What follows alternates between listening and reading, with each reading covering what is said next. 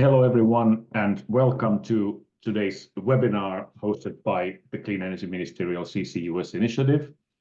My name is Juho Lipponen. I am coordinator of CEM CCUS, and thank you very much for your time and interest today. We had several hundred registrations for the program today, so thank you very much. This is today's agenda. We will, in a moment here, welcome an introduction by Louise McMorran, who is head of cross-cutting CCUS teams at the UK Department for Energy Security and Net Zero. After Louise's welcome, we will hear a presentation by Carl Greenfield, energy analyst at the IEA and CCUS specialist on today's theme, which is delivering CCUS, the latest analysis by the IEA. And after Carl's presentation, we will likely have 15 to 20 minutes for discussion and Q&A with Louise and Carl. Also, the webinar recording will be available on the Clean Energy Ministerial YouTube channel. You see the link there on the bottom of the slide, but you can also just search for it on YouTube, and it will be there tomorrow or the day after at the latest. Excellent. With that, we will move ahead, and I would like to pass it over to you, Louise, for your welcome. Thank you. Thank you very much, Juho. And I feel like I've missed the brief on having a very stylish environmental background, but that's okay. I'm sure everyone can bear with me anyway. So hi everyone, I'm Louise McMorran. I'm the head of CCUS cross-cutting themes at the UK Department for Energy Security and Net Zero, and a representative of one of the lead governments of the CEM CCUS Initiative. So it's a pleasure to welcome you all to today's webinar on that basis. So as many of you will know, the Clean Energy Ministerial, or CEM, is a global process to accelerate the deployment of clean energy. CEM has 30 member countries across the world, east and west, north and south, and over 90% of global clean energy investment happens within these countries, but so also does 3/4 of global CO2 emissions. So this is a very relevant global partnership. On the CEM CCUS itself, we have under the CEM umbrella more than 20 different work streams, including your host today, the CEM CCUS Initiative. This is a group of 15 CEM countries with the objective of accelerating carbon capture together. The UK and governments of Norway, Saudi Arabia and US sit on our leadership team, and our members all have CCUS programs in place or being prepared. Through this international collaboration, we share best practice and help each other to accelerate CCUS solutions. As we transition away from fossil fuels and look to decarbonise many energy and industrial sectors, CCUS is a key solution for accelerating net zero emissions. For example, according to the IEA's net zero scenario, CCUS capacity needs to go from 45 million tonnes today to 1 gigatonne by 2030, which I think we can all agree is a daunting challenge. But despite this challenge, CCUS is uniquely placed in the low carbon sector because not only will it be invaluable for nations to reach net zero, but it will deliver jobs and growth in manufacturing sectors, manufacturing centres, which would otherwise have to shut. And that's why the UK government has committed up to 20 billion for the early deployment of this technology, putting us on track to reach our ambition of 20 to 30 million tonnes of CO2 captured and stored each year by 2030, the equivalent of taking up to 6 million cars off the road annually. And in the UK, there's also a strong political consensus behind CCUS. We have hundreds of staff within the Department of Energy Security and Net Zero focused on delivering the UK's industrial clusters for CCUS. We've taken a systems level approach and want to green jobs that already exist and deliver positive change in our industrial heartlands. And in case you are interested in what the UK is doing on CCUS, in December last year, we published our CCUS vision. So I'd very much encourage anyone to have a look at that if you're interested in what the UK is doing. But if you may indulge me just for a moment before we move on to our main topic, I just wanted to briefly mention a recent major development, which is the Carbon Management Challenge that the UK is a co-sponsor of. The challenge was initially launched at the Major Economies Forum meeting in April last year, and a high-level roundtable was also held at COP28, hosted by the COP presidency. The challenge is a call to action to ramp carbon management technologies to gigaton scale by 2030, which again is a wonderfully challenging goal, however, very much in line with the IEA net zero scenario. Altogether, 21 countries have signed up for the challenge, and the door is always open for further countries to join. So now on to today's main topic, which we're all here for. It's a great pleasure to welcome Carl Greenfield, the energy analyst at the International Energy Agency, to talk to us about IEA's latest analysis and data on CCUS. Carl and his colleagues recently published their updated CCUS project deployment data and put out analysis and discussion around these figures. IEA figures show us that there's been important progress over the past year. However, it's also clear that deployment must be seriously accelerated towards the 2030 gigaton scale. But of course, we'll let Carl tell us all about this in his presentation. Carl will take around 15 minutes, after which we'll discuss his presentation and also take some of your questions. So Carl, thank you very much in advance for being with us, and over to you. Thanks, Louise. Appreciate the introduction. And thanks, Juho, and the CEM CCUS Initiative for having me here today. As Louise and Juho mentioned, my name is Carl Greenfield. I lead the policy and engagement work for the CCUS team here at the IEA. And as Louise just mentioned, every year we publish a CCUS projects database where we look at all of the CCUS projects around the world across different sectors that are in operation, as well as those that are planned. So last year, for the first time, we made this public, and we updated it at the beginning of this year as well. There's also an interesting projects explorer option on our website where you can visualize the different projects around the world, as well as within different applications. So when we do these updates, we review the data, and we try to sift through some of the information and come up with some interesting themes of the past year. In last year's release, we started to look at different business models, evolving business models within the CCUS sector, from these full chain projects to splitting up the value chain into part chain projects, and sort of the emergence of companies and actors and expertise and things like that within the sector. This year, what we wanted to do is we ended up taking a bit of a time element to CCUS to take a look at the trends within the past year, and started to look at, we're getting towards 2030. How long does it take to build these projects? How far are these projects along within their permitting processes, and things like that. So, happy to kick off this discussion, and then we can have more time for questions and discussion later on. So in February of last year, we released our projects database for the first time. And at the time, the pipeline showed around 320 million tons of CO2 capture capacity by 2030, and around 360 million tons of storage capacity. This was a massive increase from the previous year. And compared to the data from last year's database, we saw very similar levels of increases in this year's update as well. And so in 2023, announced capture capacity for 2030 increased by 35%, while announced storage capacity rose by 70%. This is compared to the 30% and 80% increases that we saw in 2022. I know this brings the total amount of CO2 that could be captured in 2030 to over 430 million tons of CO2 per year. And on the storage side, around 620 million tons of CO2 per year. Now, this momentum is positive, and I think we should celebrate these announcements. But we also need to align with net zero. And so, as Louise said, our own net zero modeling calls for around 1 billion tons of CO2 captured and stored each year by 2030, and that's more than double what's currently in the project pipeline. And so these project announcements are actually just one part of the puzzle to reach gigaton-scale levels of deployment by the end of this decade. Whether all these projects materialize, that continues to be an open question.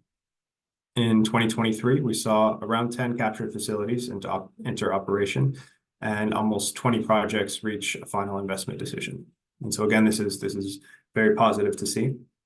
But at the same time, we're seeing that with capacity that's either in operation or reached FID, this is still just 20% of the total announced capture capacity for 2030. For storage, it's around 15%. These percentages haven't changed since last year. So what that's saying is that we need these announced projects to progress further along the project lifecycle and move into FID, into financial investment decision, which we consider a very strong metric for projects that will eventually start operation. In addition, greater ambition is needed in certain sectors. So particularly industry, which currently makes up less than 10% of announced capacity to 2030. This needs to reach around a quarter of all the CO2 captured in 2030 in order to stay on a net zero pathway. And the other part of the puzzle is about reducing the time it takes for projects to come into operation, otherwise known as lead times. I'll touch a bit on this later on in the presentation. So I would say there's still hope for getting in line with our net zero goals. And really, we see policy as playing no small role in ensuring that this momentum could continue. This year, we wanted to look at the impact of the major policies on developer appetite. And so we talk about this momentum a lot. And so last year, when we released some analysis along our database, we said, there's this growing momentum. And this year, we say there's this continued momentum because we saw about the same percentages. But really, we also want to measure how these policies are actually boosting the momentum. So what are the reasons why we're seeing all of this? Our online database dives into projects all over the world, and I invite you to take a look at that on the website. But for simplicity's sake, time's sake, really, I'll just dive into the US and Europe for this slide and the next as well. In the US, we looked at the bipartisan infrastructure law, as well as the Inflation Reduction Act. We saw this promote a flurry of activity over the last couple of years. Project announcements nearly doubled between the 2022 to 23 period and over the 2020 to 2021 period. What we saw actually was that the Inflation Reduction Act, the IRA in particular, boosted geologic storage development in particular. So this is announced capacity we saw almost nearly tripling between February 2022 and February of 24. So it's, we can see this in the strong uptick of that of the green line on the US side. And in Europe, from 2020 to 2022, we saw policies in Denmark and Norway, the United Kingdom, as well as ongoing support from the European Commission. We see this generate a lot of interest within developing projects. And again, a lot for CO2 storage, which is great to see. And we also saw in the past year this renewed recognition to collectively do more on CCUS. Luis outlined it at the beginning a little bit, but there's the creation of the Carbon Management Challenge, this sort of global effort to raise ambition on CCUS deployment. So a host of countries issue carbon management strategies, from Canada to the European Commission to France to Germany. Germany's interesting because it made its re-entry into CCUS with the release of its carbon management strategy, as well as plans to amend its legislation to allow for the regulation of CCUS activities, including offshore CO2 storage. We also, on the other side of the world, saw Japan quickly advancing its CCUS efforts. It selected 7 large-scale projects to capture and store around 13 million tons of CO2 per year by 2030. And it's also progressing on the regulatory front. It has a draft CCS Business Act, which will establish a legal framework for CCUS across the value chain. And it has a proposal to amend the London Protocol, which would allow for the transboundary storage of CO2. So while all these new policies have helped spark a lot of project announcements, translating this interest and into actual investments and operating projects, it takes time. You can see the little bit of a delay from when we have policies that are announced versus when you even see announced capacity start to increase, and then even more of a delay for operational projects. And so with funding calls and grant negotiations and public subsidies, of course, there's this inevitable delay between the announcement of the funding and when it's actually dispersed to the project. And this can actually influence when the project starts operating. We look at the EU, for example, the Innovation Fund. typically takes more than a year from when the funding call is issued to when the grants are awarded to the projects. If we look at the US, as of February of this year, around half of the funding for the bipartisan infrastructure law has been allocated or made available to CCUS projects. And this law was passed in 2021. Granted, there's over time this funding is dispersed, but this is really important to start to consider when you think about projects that need to start operating. And now moving over to the permitting side of things. Permitting, it's really the big elephant in the room when it comes to deploying projects, not only CCUS projects, but we see this for other energy projects with longer lead times, like in the electricity sector, from transmission infrastructure. And so we wanted to start to look at, where the CCUS projects that are announced and kind of moving forward today, how far along are they within this permitting process? And are we going to see a potential bottleneck? For CCUS, it can take around 6 years for a project to move from announcement and into operation. This is too long. At the IEA, we're always thinking about these nice, clean milestones like 2030 or 2040 or 2050. And in reality, the projects that are deployed don't quite match up to these milestones. But what we do need to see is sort of a decrease in the amount of time it takes, because we're in 2024 now. To get to 2030 is only 6 years away. And if projects are taking 6 years to develop, we're not going to be on track to reach net zero. Now, there's things to do to reduce lead times. CCUS hubs, so shared infrastructure for transport, for storage. This can reduce the lead times for new capture projects to connect to associated infrastructure. But hubs themselves could take a long time to reach commissioning. There's potential delays around permitting these large-scale transport and storage infrastructure. And there's a big need to coordinate among the multitude of stakeholders that are involved in these projects. The hubs that are currently in operation and under construction have taken closer to 10 years to develop. And we see some cross-border pipeline projects, particularly in the US, are experiencing delays due to permitting holdups and public opposition to projects. Now, in the US, it takes around 2 years on average for federal authorities to process permits. In the US, it's the permitting regime. The main permitting regime is based in the Class 6 injection wells. And so it takes around 2 years for the federal government to process these permits for injection wells. In Europe, exploration licenses are typically awarded through tenders and auctions, which have shorter lead times, but projects can take anywhere up to 6 years to begin injection after a license is granted. And so therefore, we need project developers to apply for permitting as early as possible within the project timeline, because we've seen that it can take some time. And now, while the number of Class 6 applications in the US, it's actually increased almost tenfold since the beginning of 2022, which is incredible. Only around half of the announced storage capacity for 2030 is actually submitted a construction permit. In Europe, the story is a little bit different. Over 85% of announced storage capacity for 2030 has applied to or been granted an exploration license, but only a few storage licenses, so license to inject the CO2 into the ground, only a few have been granted.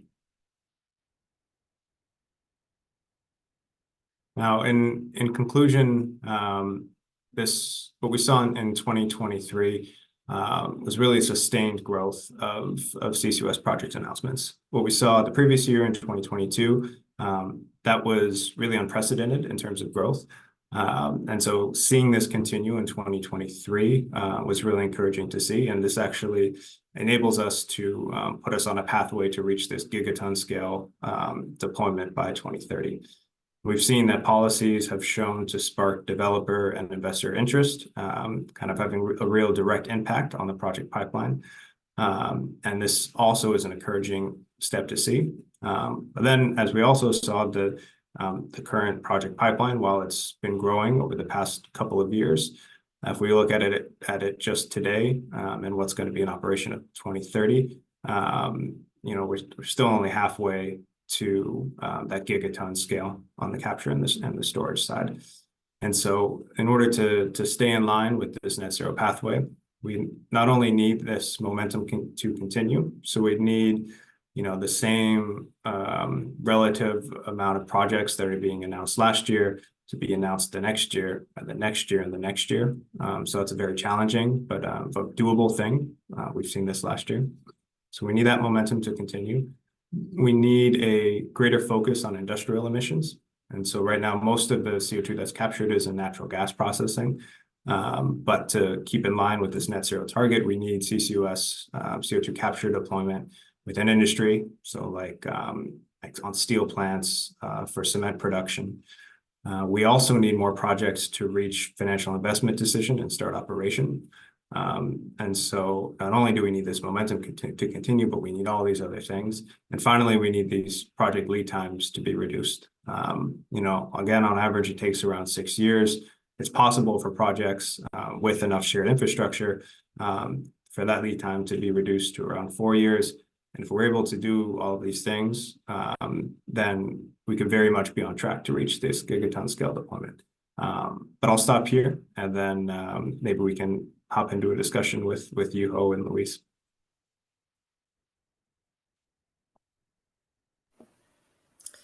Thank you very much, Carl. That was fascinating, and yeah, particularly interesting to see. I think the significant impact that that country government policies have on on projects being announced, and how important that is to keep that going. So thank you, Juho. Probably I've jumped in ahead of my cue, but I'll hand back over to you. Not at all, Luis. Yeah, and indeed, yeah. Thanks, Carl. Good presentation, and really interesting to see. And I think somewhat sort of heartwarming to see that if we keep the same percentage of growth going, we can reach targets. But of course, the question is that how do we actually do that? But indeed, okay. Back to you, Luis. Carl presented from UK perspective, from your perspective. Have you got any general comments or points that you would highlight or stress?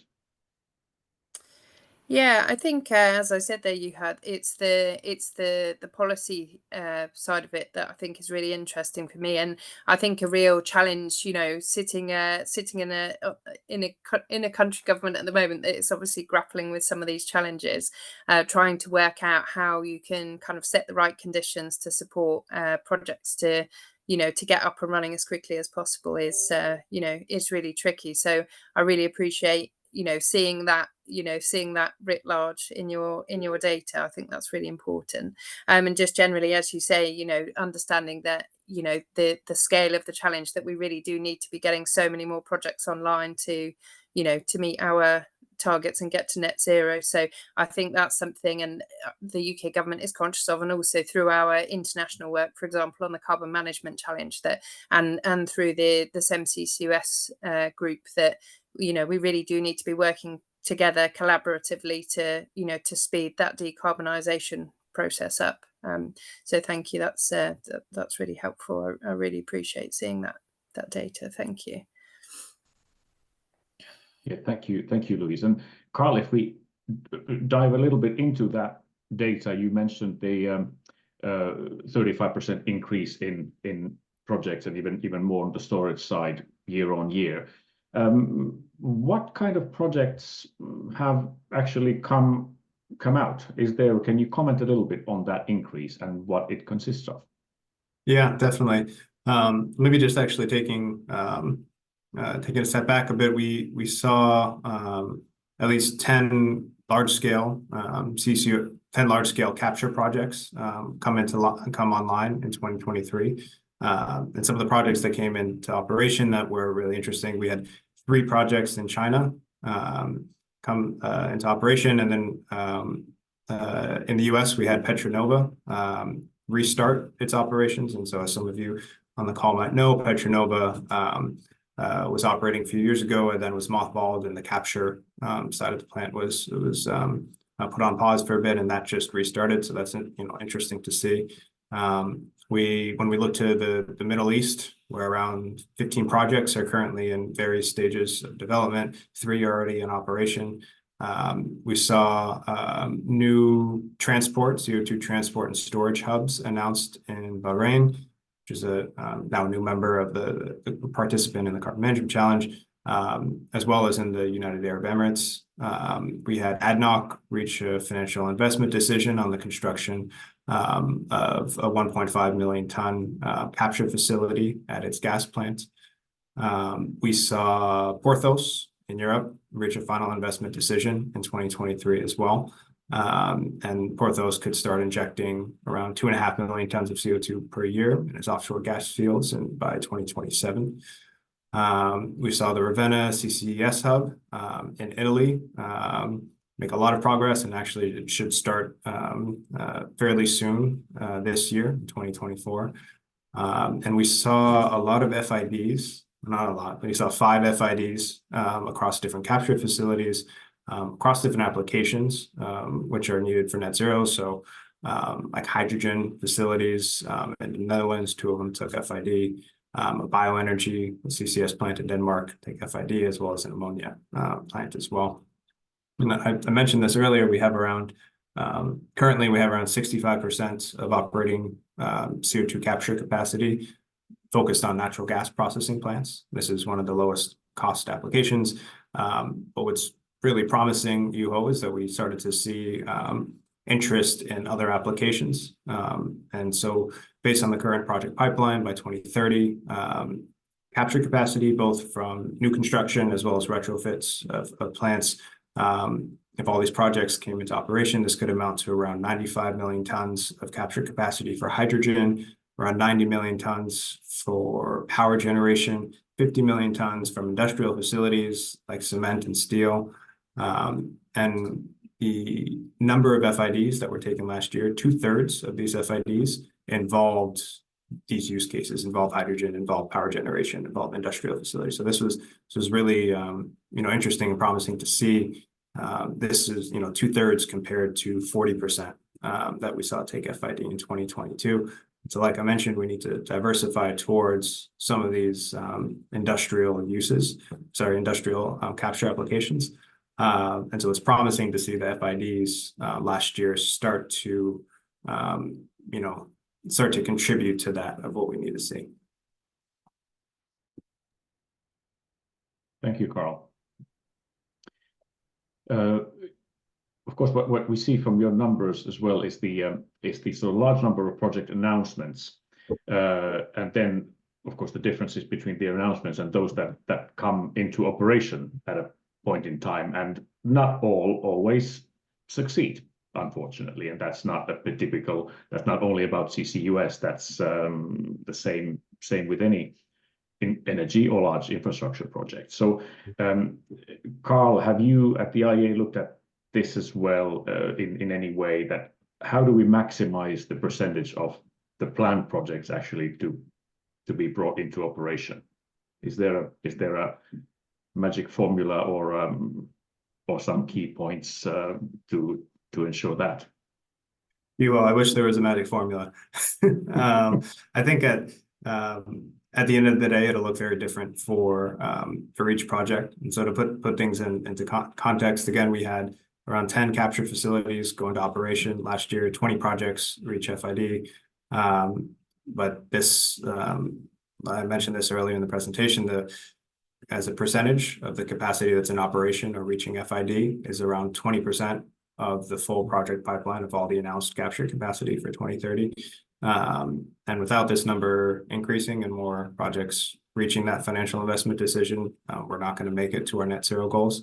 And so again, while projects can take different approaches to getting towards that financial investment decision, whether that's speaking early on to regulators and the public funding institutions to get public fundings lined up, to get sort of the permitting process started, so that doesn't act as a delay.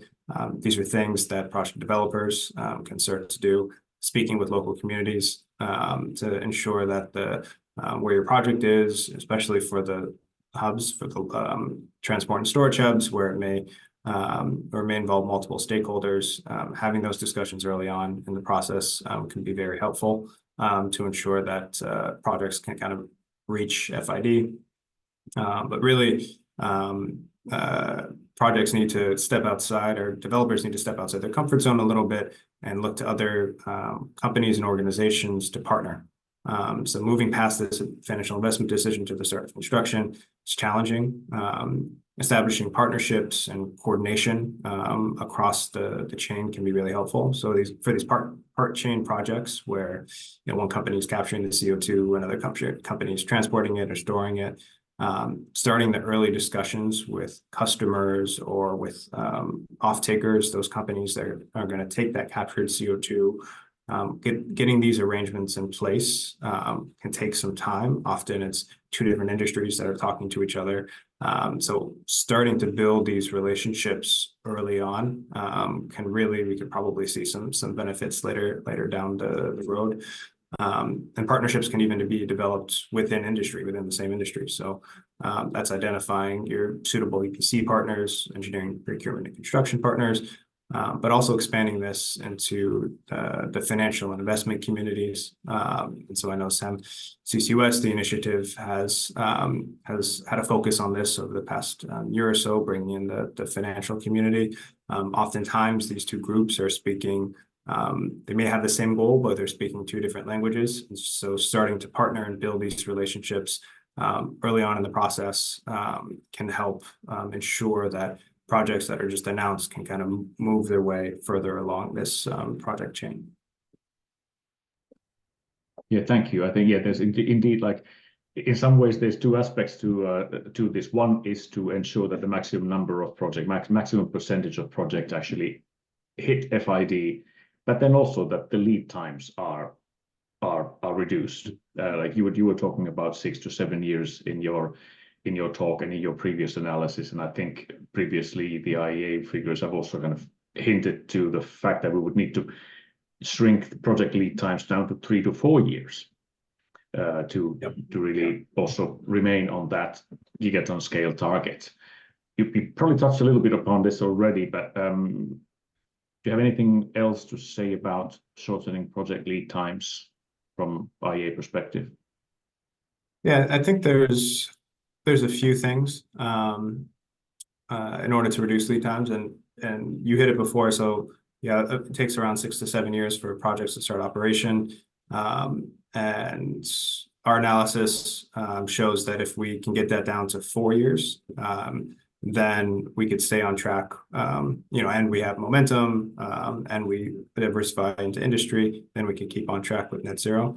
And I mentioned before that these funding calls and negotiations, it takes some time also to occur, and it's completely understandable too, because these are public funds and they need to be used effectively. But there are some steps that governments and industry can take to make sure that these funds are dispersed in a timely manner, as well as that industry can really hit the ground running when some of these public funds are dispersed. On the government side, it's really ensuring that that the departments and the ministries are well staffed and they have the expertise, the level of resources to roll out some of these large public funding programs. So what Louise said at the beginning of this webinar, of the fact that the UK has all these people dedicated to the cluster program, that's really encouraging to see. And this, enables projects who have questions about the process, whether that's on the technical side or the financing side, can meet with the relevant government people. But then it also means that there's enough internal staff to really start to process and review these applications in a timely manner. So I think this staffing element is often underlooked, and making sure that governments and the regulatory agencies have enough regulatory capacity to process a lot of this industry interest. I think that could be a way to maybe reduce some of the regulatory delay. On the private sector side, companies that are serious about deploying CCUS and developing projects, they shouldn't wait for the public subsidies and the public funds to be dispersed in order to really move from that announcement stage. So this means putting down money for feasibility studies, or even targeting FEED studies, front-end engineering design studies, or speaking with the financial and investment community to lock in capital.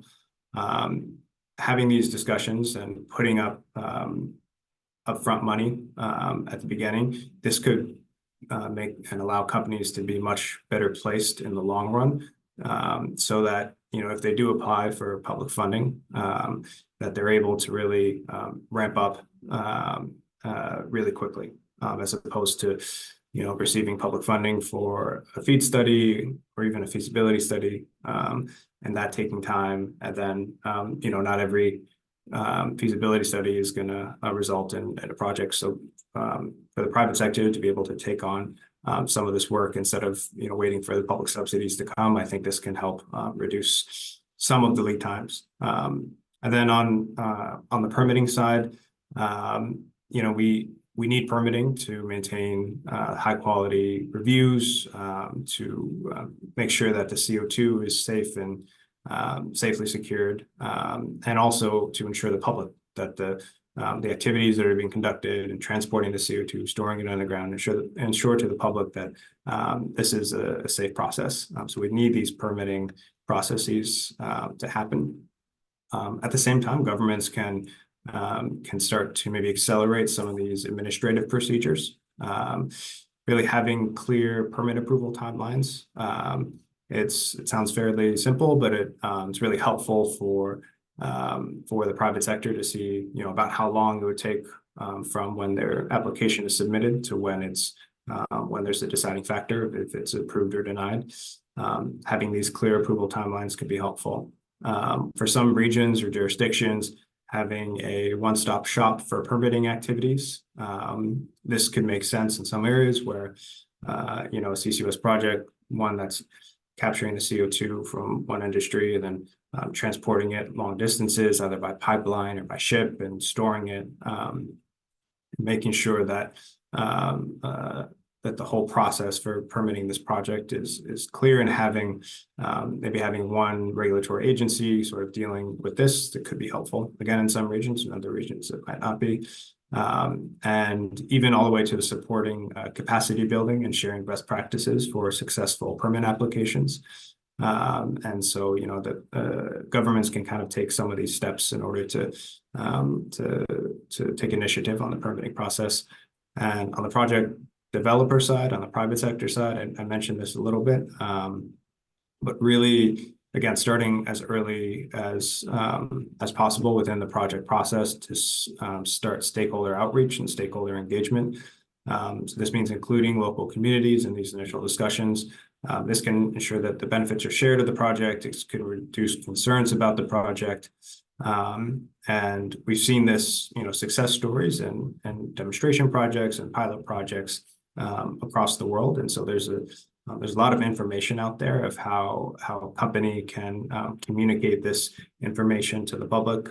Governments can can play some role in this and encouraging this, whether that's in the permitting process itself, or whether that's through the issuance of public subsidies requiring some sort of stakeholder engagement.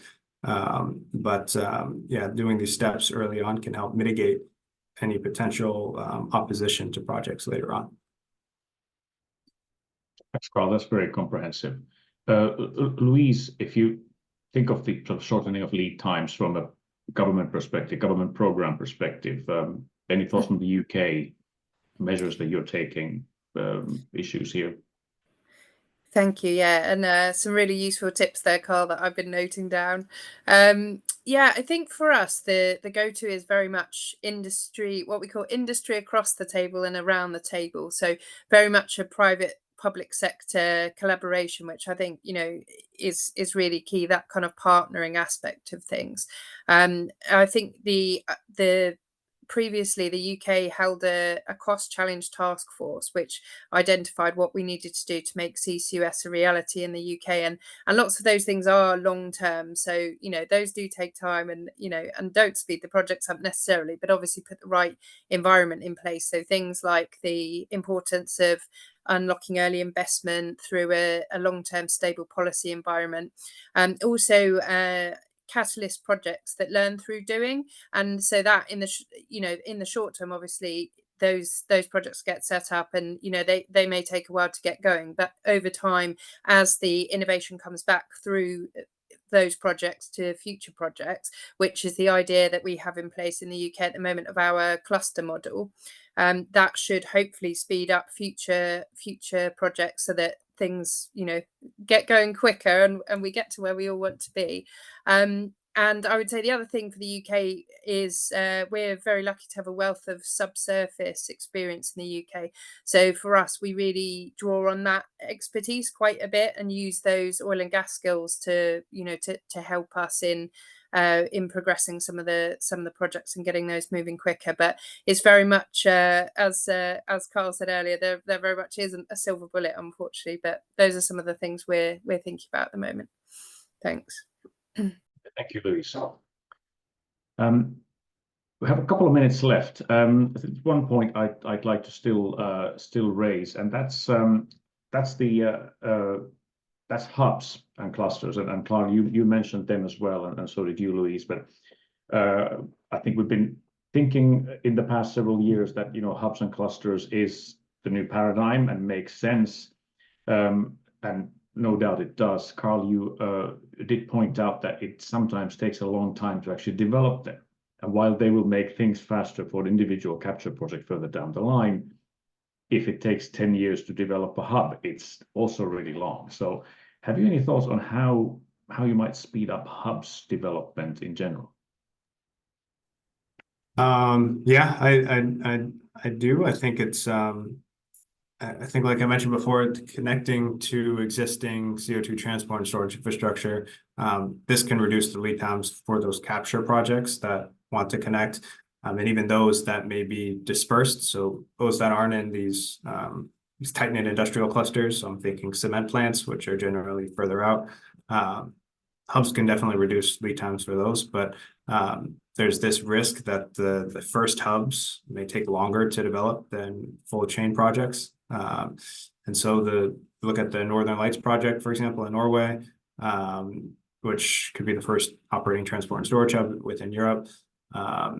If the project is completed on time, which commissioning target date is 2024, it will have taken around 8 years to reach such commissioning. And then we see the Brevik Norcem first large-scale CCUS unit applied to a cement plant, which would connect to the Northern Lights storage hub. This would also have a lead time of around 8 years if completed on time. And so there's this worry that hubs that are being developed may actually be too slow for what we need them to be. But I still remain cautiously optimistic, I would say, on this front, because these are really the first large-scale shared infrastructure projects that are being developed. And with that, you have some growing pains. And so what can we do in the meantime to help reduce some of those growing pains? Well, from the government side, governments can coordinate between those that are developing the CO2 storage resources, as well as the emitters. In some cases, offering a phased approach to hub development may help with this coordination side of things, and could help provide a more clear timeline for developing hubs. The UK is one example of this phased approach. So this could reduce lead times, and we really start to see that hubs that are being developed, some of the other challenges they're starting to run into, particularly some of the hubs we see in North America, in the US. There are some challenges over again stakeholder engagement. We saw a massive CO2 pipeline project in the US canceled because of sort of subsequent permitting delays brought on by public opposition. And so there are these, novel complexities that we start to see with hubs. But I don't think this necessarily means that we need to project these complexities into the future, because not only as the project developers start to gain some lessons learned from developing these projects, interacting with stakeholders. Governments themselves will have some lessons learned to share. What are the best practices for rolling out hubs? I think the CEM platform is probably a great one to do so, for governments to share their best practices. You know, how are auctions being held? Are auctions working? How are they being held? How to really create that intermediary point between those that are emitting the CO2, those that want to store the CO2, those that can explore the resources where that CO2 would be stored. I think, you know, international collaboration platforms like this could provide a good option to have these sort of discussions and start to reduce the lead times of future hubs. Great. Thank you very much, Carl. And that's unfortunately where we have to finish today's program.